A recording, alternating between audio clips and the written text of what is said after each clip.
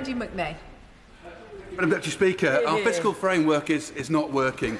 This is a structure that's supposed to manage compliance with our fiscal rules and so deliver stability and confidence, yet we're seeing quite the opposite. Our current framework is leading to speculation, policy volatility and short-termism.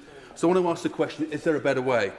The fundamental problem with the current framework is that it requires the OBR to make binary pass-fail judgments on whether the rules will be met, using highly uncertain forecasts of what the economy might look like in 2029.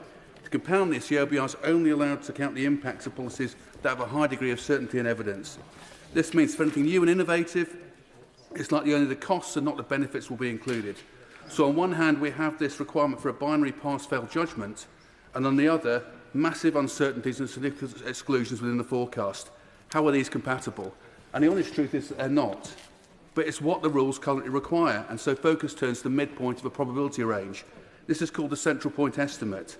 It's no economic meaning beyond being the midpoint, and it's a number that the OBR openly acknowledges has essentially no chance of being the actual outcome.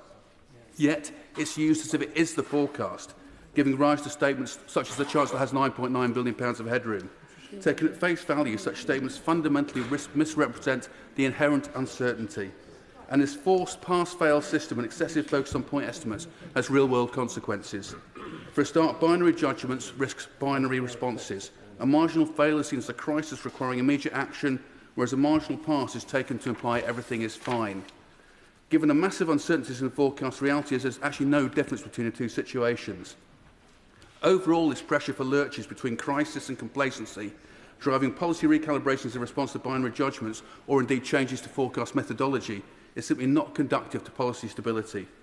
There is also a damaging effect on policy design. A pass-fail mindset inevitably incentivises funding policies that deliver easily quantified impacts within the forecast timescale, whilst discouraging longer-term, less quantifiable ones.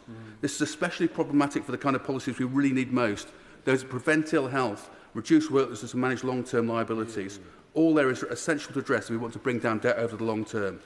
And inevitably, this all dampens investment and is bad for growth. And of course, speculation and policy volatility are hardly good for the bond rates either.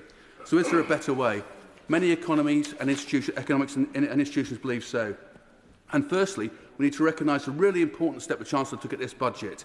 Moving to a single formal assessment each year reduces the speculation and policy volatility. This is a significant step, and as it will require the Charter of Budget Responsibility to be amended, it opens the possibility for further positive change. One such change is that from 2027, the Charter introduces a tolerance range for the Bollering rule of plus minus 0.5% of GDP. A big improvement, but there's a strong argument for bringing it forward to 2026 and considering a range for the debt rule too. We could go further. The IFS are exploring a traffic light approach based around compliance with a wide range of budget policy objectives.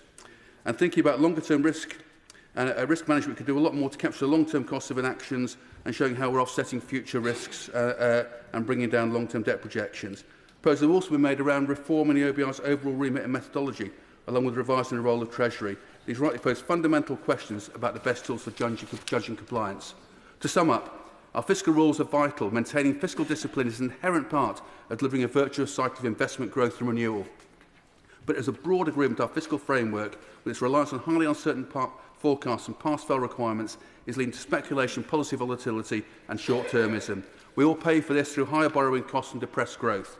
It's clear there's a better way, one that can provide greater stability, enable us to meet fiscal rules and build headroom whilst incentivising long-term growth and demand reduction policies. This is what we should be striving for, and the time to make it happen is now.